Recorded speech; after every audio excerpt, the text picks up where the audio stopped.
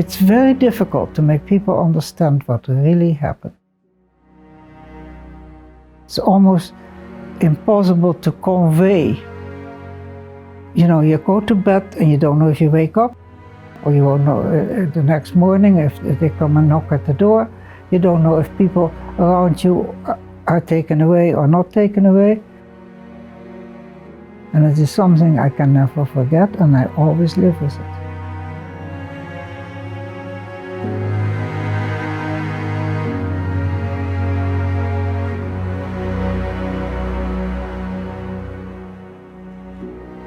For many years, when I've been teaching about the Holocaust, I focused primarily on the perpetrators, and that's where most of the study has been done. Through encountering Carla, I decided to focus on rescuers because this is also a very important part of what happens when societies are put under extreme stress, right? People make fundamental decisions that usually defines very much who they are. There is a small but growing number of scholars who work on rescuers, and the questions that they talk about, they go to the fundamentals of what is the human condition. So why do people rescue? What's their motivation? How did they act? How do you save people? It says a lot about resourcefulness. And so how I view what I'm doing by interviewing Carla and planning to write a book featuring her story is we're part of sort of a relay race that is taking her story forward into the future.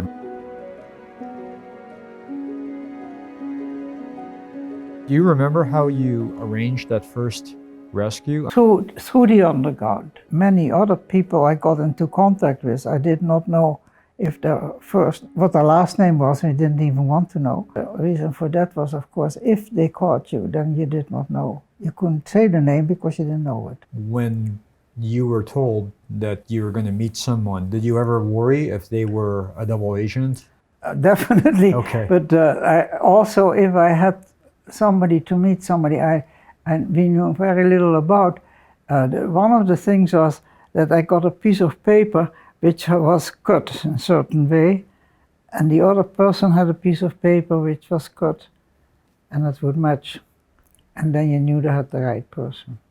The people who went into hiding, I had to go help them, visit them once a month and bring food stamps and that sort of thing. And that kept me sort of busy. And then I was involved in the underground with the printing of a pamphlet, weekly pamphlet, which gave the news from the Allied side, because we had the newspapers in Holland completely run by the German or the Nazi government. So they just put in there what they wanted us to know. But so we listened to the Radio London at 6 o'clock every afternoon. Right, in I Dutch. wanted to ask about that. Where was the radio? Because obviously all it had radios to were be hidden. confiscated. Yeah. Well, actually, this was in one of the homes of the people, and the radio was in the closet, and we would listen to the radio in the closet. You'd all go into the closet? Well, two or three people right. at the time at the most. And then we would pick up the important parts which we needed to be picking up and put that later on in a pamphlet. And that was probably the most dangerous thing I did, because if you had some of those pamphlets with you and you would pass them around and you pass them to the wrong person, that would have been the end.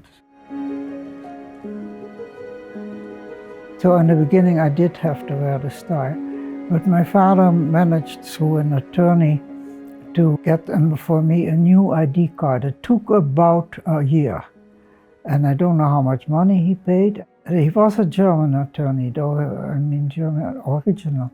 And he did it for quite a few other people. So once I did not have the J on my ID card, I could take off the star and I could do things that other Jewish people were not allowed to do anymore, like taking a streetcar or a train or a bus, or being in certain stores, and I had quite a bit more freedom, and so that's how I could start helping other people. And I learned how to make false IDs, and I made about 100.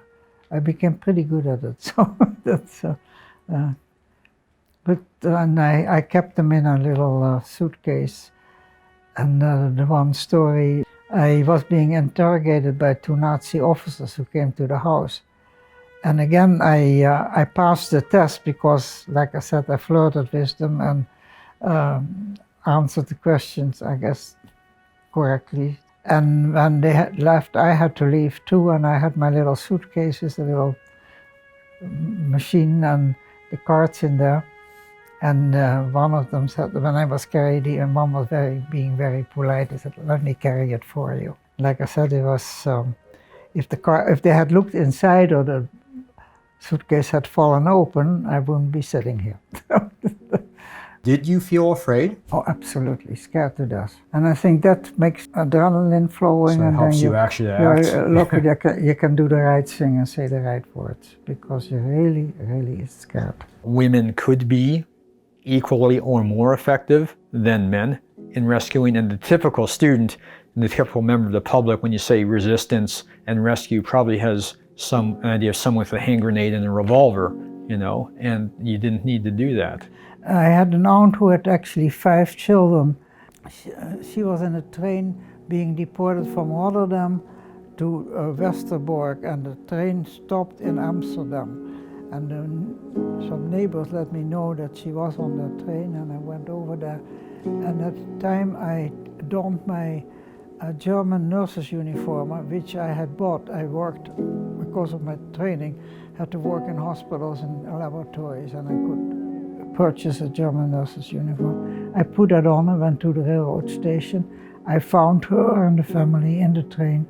And Lucio, who was 2.5 at the time, and I took him with me, and I was stopped, but I spoke fluent German, and I explained to the Nazis who stopped me that I was his mother, and that he was ill, that I had got him out to a hospital, and they let me go. The story is in a sense timeless, right? It is because it is a very human story. You know, when you see something that is obviously wrong, are you going to do anything about it? But of course, it's also a challenge, because when you do what she did, which is to rescue, which is in clear violation of the Nazi occupation, once you cross that line, you do not go back. You've decided, I'm going to do this with my life. That's a profoundly human choice to make, and defines who you are as a human. I think that everyone from 7-year-olds to 87-year-olds can understand the depth of that decision, which is why this topic resonates so much. I am beyond delighted and honored to present Carla Peperzak with the very well-deserved honor of Washingtonian of the Year.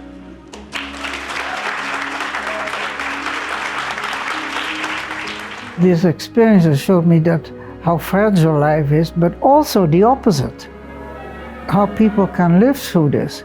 And myself, because I think the age I was, that I always was full of hope, because it was so bad. And the atrocities they did, I knew this could not continue. You know, there is so much bad things happen, but I always say there are so many good things and good people in life too. My hope is that whoever reads my work or hears Carla speak will be inspired in their own way to be stronger the next time they see a situation that requires intervention, or requires someone to speak out, or requires someone to be compassionate. That you try and make this world a better place, one person at a time. And that's what Carla's story can do. There are so many good people who like to do the right thing. And that's what I always look for.